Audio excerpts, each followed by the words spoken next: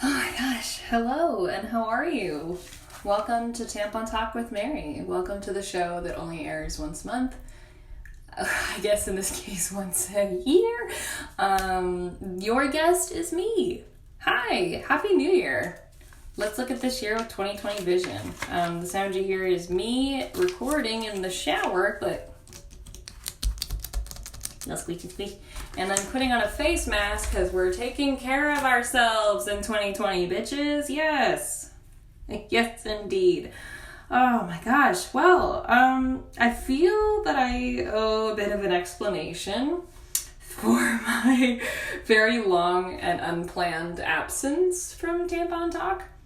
2019 was crazy. Not like anybody asked for me to give an explanation of what's been going on, but I feel I should give one anyway.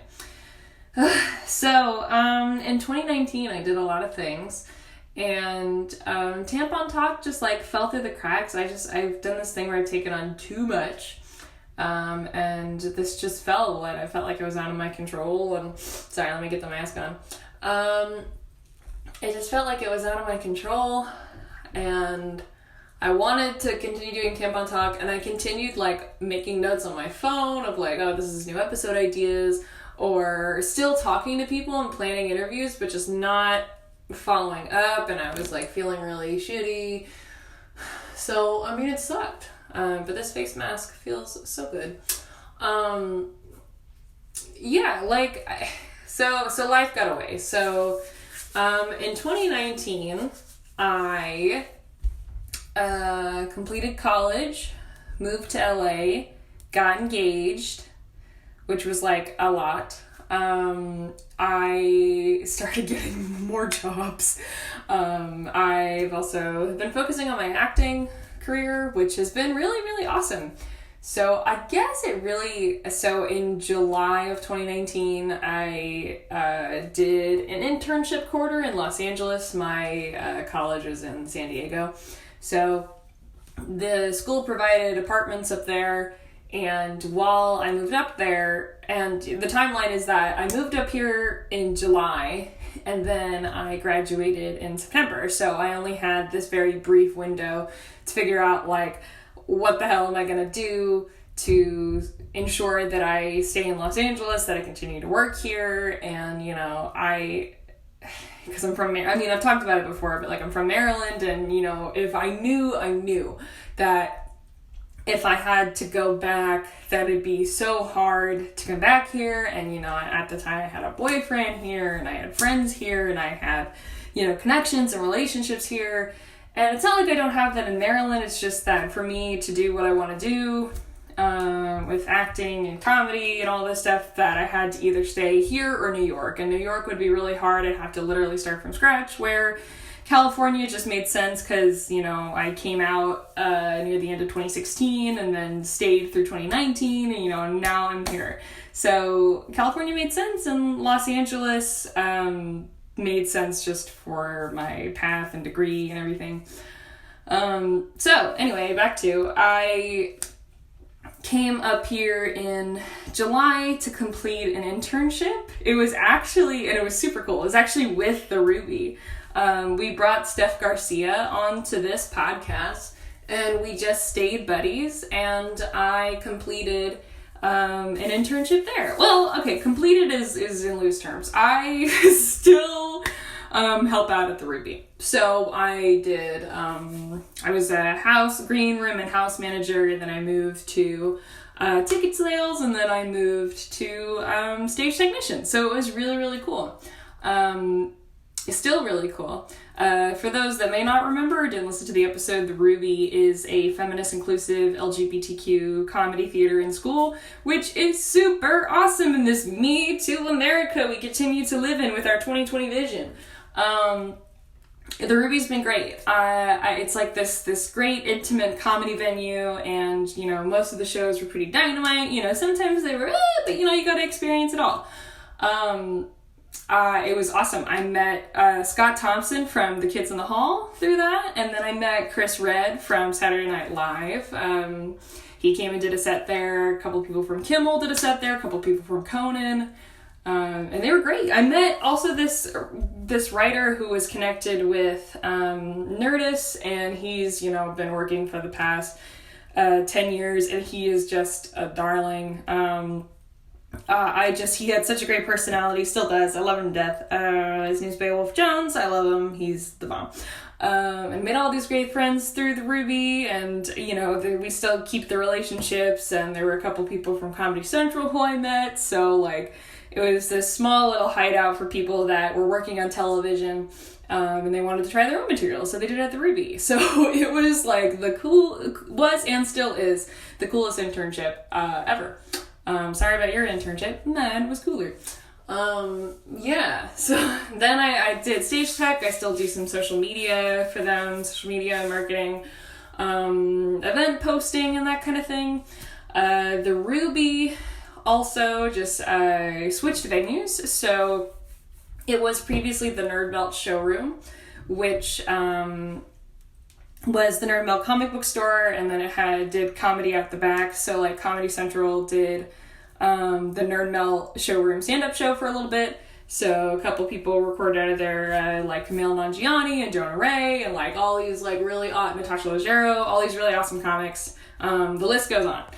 But then the Nerdist switched out, and the Ruby separated from Nerdist, and then it started its own company, and they assumed the venue, and then they had it for a little over 2 years, and then the city, somebody bought the property, and they said, hey, this is going to be turned into condos, and that was in November of 2019, and they had to scramble together to raise a bunch of money and switch venues.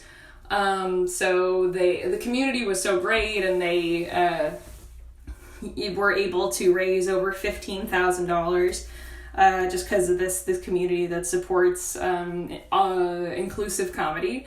And they were able to move. So now, if you're familiar, they're in the fashion district of Los Angeles. They're currently, at time of recording, building the new theater. And then I'll go back to that. So it's really, really exciting. And it was really actually just awesome to move to Los Angeles and then immediately have a support group that was super inclusive and super nice. And my friends from college came to the venue and got to see a bunch of comedy acts. My fiance, Preston, came to the venue. A couple of my friends who've been on the podcast have got to check out some comedy there. And even actually before I started the internship, they did the Queer Comedy Fest, which was super cool. So everybody that was featured was LGBTQ, and if you were an ally like me, you got to help with the event. So I helped with that and had just a bunch of great comedians doing sketch and stand-up and improv coming to do that. So that was super cool too. So I would say follow the Ruby, Steph. And, she's not the only one, obviously. Everybody a part of the Ruby are super amazing, so you should follow their Instagram and all their socials. And if you're in LA, you should check them out. So I did that. So oh my gosh. So while I was working at the Ruby, I was like, I need a job. And I was working part-time down in San Diego, which I've kind of talked about before, at a children's museum. And there was at one point, because I was going down to San Diego once a week for a class for 5 weeks. So I had, at one point, I got another part-time job up here, which I now have up here, which is full-time. I'm selling olive oil. So super cool.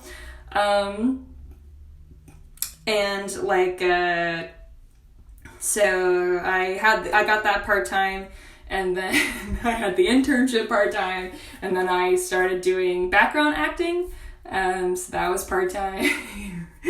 And then I was still in school full-time, and then I technically was still employed at the Children's Museum, and I was doing Tampon Talk. So, holy shit, I don't know how that all happened at one point. There was an episode I put out in July with Raina where we talked about periods in prison, and that was when everything was happening at once, so it was madness. So that was crazy cool. So then I left that job, and then I finished the class. It was 5 weeks, and then I had another 5 till I graduated. And then that's, I think, when Tampon Talk went a little MIA. But so then, Tampon Talk fell out of the picture, and then my other part-time job fell out of the picture, so then I was balancing just 3 things at one point. So the part-time job that I got up here, I started doing background acting for television, which was super, and still is super cool, and then my internship. So I did that, and then in August, the love of my life, Preston, he proposed on my birthday. And it was super romantic. I'm very, very lucky. He's a wonderful, wonderful guy. I was before I went to college, and, for a long, long time, I thought that I was just going to be a single feminist, which is, great for, a lot of people. But it made me really depressed. And now I'm engaged and still a feminist, which is super cool. And yeah, he's everything. He took me to this Alamo Draft House in Los Angeles. The theater is super cool, and it's themed around retro movie and 80s arcades and stuff. And we saw Once Upon a Time in Hollywood. And then after the movie, we drove up to some of the places that were in the movie, and he put together this playlist of songs that are special to us. And then we drove up to the top of a hill, kind of actually near where my internship, or where my apartments were during my internship, and we just saw the city, and he proposed, and it was the coolest thing. So that's something I added to my plate of getting married. It's cool. It's really, really cool. I'm so excited. Yeah, that's the person for the rest of my life. I don't know. It's crazy. So then I got engaged, and then the month after that, I graduated. And between July and then I think up until probably the beginning of December, I did 9 television shows. I was an actor on 9 of the shows, and like I said, I graduated in September. Got my apartment up here in Los Angeles. I'm in Koreatown. Super, super poppin' area. Everything's been really cool. It's also been a lot. I think some of the titles I can't talk about, cause I signed on a disclosure agreement. But once it airs, I can talk about it. So I was on This Is Us, which was really cool. I'm behind Mandy Moore in a scene. Had no lines, was just there to be a college student, and there it was. It was cool. So I was on This Is Us. I have done the show a second time, so that I think hasn't come out yet, so I can't fully talk about what I did on that, but I was on that. I'm in, I think it's come out, I don't really watch the show, Grownish, so I was on that, and I think I'm in season 4, whatever season is about to come out or has just come out, I'm not really sure. I think it's already come out. I was on NCIS, which has, oh my god, the show's been on for over 17 years, so to be a part of that was really, really cool. Crew's been the same for years, and I met the main actors. They greeted everybody on set. This is their 9 to 5, so that was the coolest thing. I think it's already come out. Schooled, so it's the spinoff of the Goldbergs, which I also was on. Had a very, very, very brief interaction with Tim Meadows, who, I am such an SNL slut, it was, I think we just said hi, he makes me feel so safe. Tim Meadows, I love you, and he just seems so nice and so down to earth, and everything I've heard about him has been so great. Tim Meadows, oh my god, what a legend. So, very, very cool. A couple other stuff I can't talk about yet, but once it airs, I'll let you know. But yeah, I've done 9 television shows, and throughout the whole month of January, I've been booked on a feature. So this is my first full-length film. I've only really done short films up until this point. So, and it's with a really big director, like, so I'm super, super excited. It takes place in the 30s, so I was like, yes, period pieces, that's the only thing I'm getting booked for, and that's okay.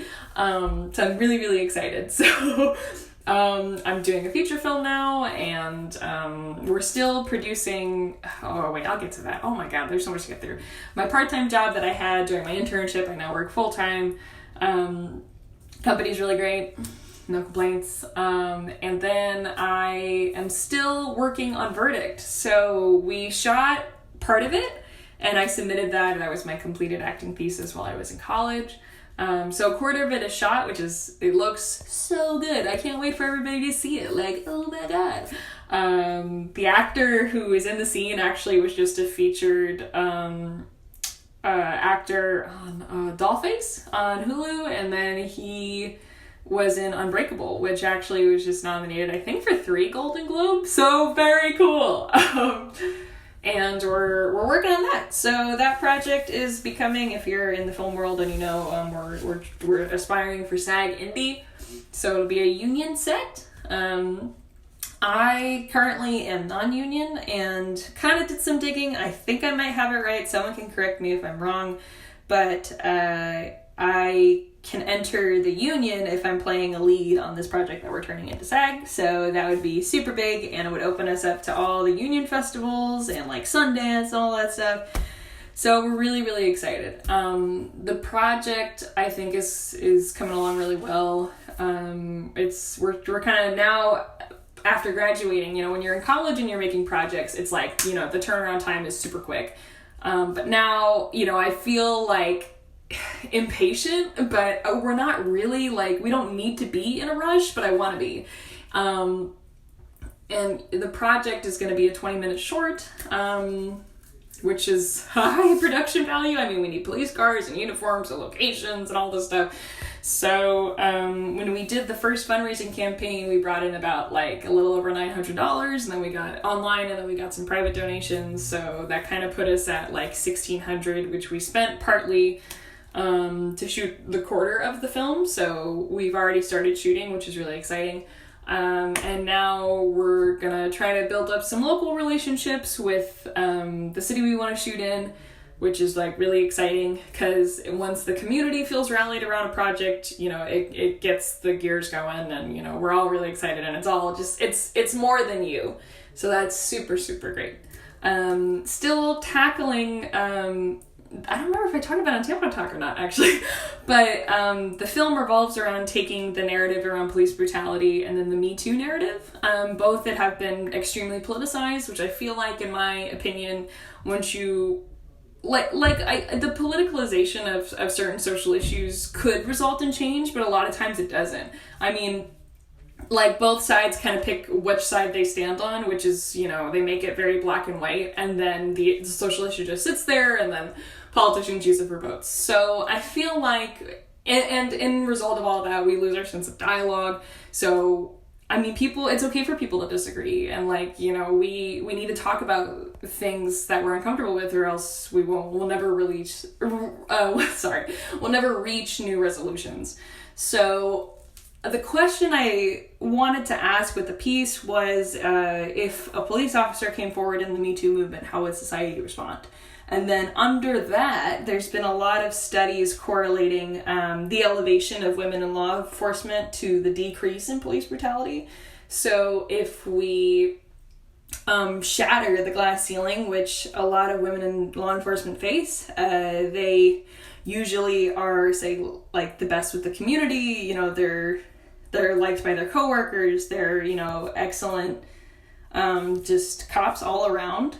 They check a lot of boxes, and there's been a couple of criminology studies that have indicated that, and then even talking to my dad, who's a cop, like, he's observed that within 27 years of being in law enforcement.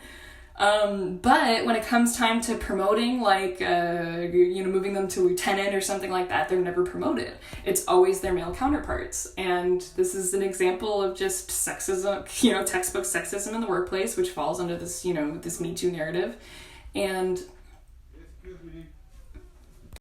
but yeah, so not to, I don't know, repeat the same stuff, but, yeah, so we're working on that, and so the story is covering combining those two narratives together and creating a positive dialogue and a solution to social changes. So it's pretty cool. So still working on Verdict. Oh my gosh. And then, so I'm now engaged. So we're going to be planning a wedding. So it's been crazy. So I felt that I owed an explanation, but I think I'm getting kind of a grasp of, my new schedule outside of school and learning to take on too much. And, oh my gosh. Okay. So I also, I started, at time of recording, I am now an improviser with the LA Connection Improv Theater, which is super cool. A couple of famous people have come out of it, like Will Ferrell and John Lovitz, who I love from SNL. So they kind of came through it, and then now, I'm improvising with them, and then I stage tech with them. So I do too much. So some things are going to be coming off my plate this year, which is going to be good.